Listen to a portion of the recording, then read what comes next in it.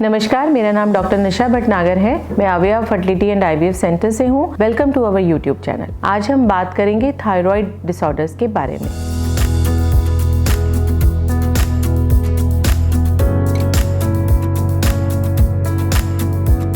Thyroid एक बहुत important gland होता है जो आपके नेक के बेस में होता है। ये एक बटरफ्लाई शेप्ड ग्लैंड होता है जो कि मेटाबॉलिज्म को कंट्रोल करता है और उससे रिलेटेड हार्मोन्स को सिक्रीट करता है। जब हम थायराइड की बात करते हैं तो थायराइड डिसऑर्डर दो प्रकार के होते हैं, या तो हाइपोथायराइडिज्म मतलब आपका थायराइड पूरी तरीके से काम नहीं कर रहा है, या हाइपरथायराइडिज्म मीन्स वो ज़्यादा हार्मोन प्रोड्यूस कर रहा है।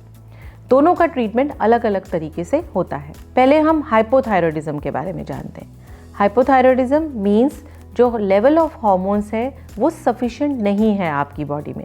कई बार ये सब क्लिनिकल हाइपोथायराइडिज्म होता है, मतलब जो थायराइड ग्लैंड है वो ओवर प्रोड्यूस करके टीएसएच का लेवल इंक्रीज करके आपकी बॉडी में कंपनसेशन हो रहा है, बट कहीं ना कहीं थायराइड इम्बैलेंस है। ज़्यादातर केसेस में आपको कभी कभी कुछ भी महसूस नहीं होता। कभी कभी ऐसा होता है कि आपको बहुत ज़्यादा ठंड लगती है, या आपके बाल झड़ने शुरू हो जाते हैं, कॉन्स्टिपेशन होता है, वेट गेन हो जाता है, आपकी स्लीप डिस्टर्ब्ड होती है, पीरियड्स इरेगुलर होते हैं, आपकी स्किन इची या बहुत ड्राई हो जाती हैं, आपका जो है इनफर्टिलिटी का इश्यू हो जाता है, आप यूजुअली सैड या डिप्रेस्ड रहते हैं, सारा दिन आपको लेजीनेस या टायर्डनेस फील होती है। तो ये सभी हाइपोथायराइडिज्म के लक्षण होते हैं। ऐसा कुछ भी आपको फील होता है तो आपको जाके आपके डॉक्टर से मिलना चाहिए। आपके डॉक्टर कुछ लेवल्स करवाएंगे हार्मोन्स के, ब्लड टेस्ट करवाएंगे और आपको कोई दवाई देंगे ताकि ये प्रॉब्लम सॉल्व की जा सके। आपको ये भी जानना ज़रूरी है कि कभी कभी थायराइड का जो प्रॉब्लम आती है वो थायराइड ग्लैंड के ठीक काम ना करने से आती है, या कभी कभी ऐसा होता है कि आपके शरीर में कुछ ऐसी एंटीबॉडीज़ प्रोड्यूस होती हैं जो कि थायराइड ग्लैंड को अटैक करती हैं और उसको काम ठीक से नहीं करने देती। ऐसे कंडीशंस को हम ऑटो इम्यून थायराइडाइटिस कहते हैं। ऐसे कंडीशंस में भी आपको पहले फाइंड आउट करना होता है कि ऐसा क्यों हो रहा है, क्यों आपके शरीर में वो एंटीबॉडीज़ प्रोड्यूस हो रही हैं। ज़्यादातर केसेस के अंदर कहीं ना कहीं आपका गट मेटाबॉलिज्म डिस्टर्ब होने की वजह से, आपका खान पीन, आपके खाने की आदत, आपका एक्सरसाइज शेड्यूल, ये गड़बड़ होने की वजह से आपको ये प्रॉब्लम देखने में आती है। तो सबसे पहले मेरा सजेशन ये है कि आप अपने डॉक्टर को मिलिए, अपने ब्लड टेस्ट करवाइए और ये पता लगाइए कि क्या आप ऐसी प्रॉब्लम से सफ़र कर रहे हैं।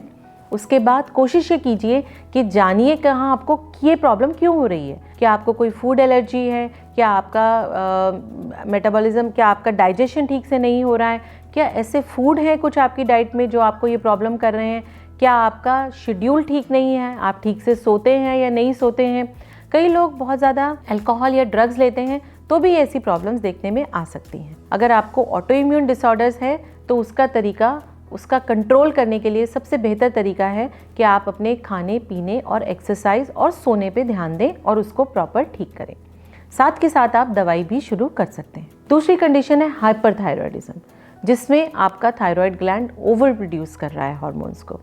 ऐसे कंडीशन में भी कुछ ब्लड टेस्ट करा करके डॉक्टर आपको ट्रीटमेंट देते हैं जिससे कि कंट्रोल किया जा सकता है। यूजुअली जब आपको हाइपरथायराइडिज्म होता है तो आपको कमज़ोरी, बहुत ज़्यादा एंग्शियसनेस, बहुत ज़्यादा एंग्जाइटी, पैल्पिटेशंस, वेट लॉस, भूख ना लगना, चिड़चिड़ापन होना, जल्दी थकान हो जाना, ये सब चीज़ें आपको महसूस होती हैं। अगर आपको इनमें से कोई भी लक्षण है तो मेरी सलाह यही है कि आप जाके अपने डॉक्टर से मिलिए और जानने की कोशिश कीजिए कि इसको कैसे ठीक किया जा सकता है। इस बारे में अगर आप कुछ और जानना चाहते हैं तो आप नीचे दिए गए नंबरों पे हमें संपर्क कर सकते हैं। थायराइड डिसऑर्डर कहीं ना कहीं रिपीटेड अबॉर्शन या इम्प्लांटेशन फेलियर से भी रिलेटेड होते हैं। तो अगर आपने इनफर्टिलिटी का ट्रीटमेंट बार बार लिया है और आपको रिजल्ट नहीं मिला है तो भी आपको आपके थायराइड ग्लैंड का चेकअप करवाना ज़रूरी है।